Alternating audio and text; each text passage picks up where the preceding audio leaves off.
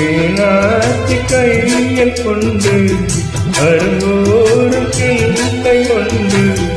ஒரு மாறி நின்றனோ என் மகனாய் வந்தனோ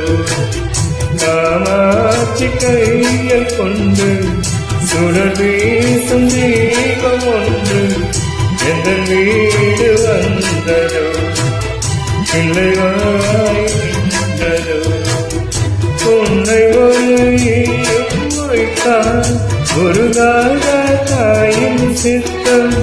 விழியோரம் நீரை கண்டால் ஒலிக்காக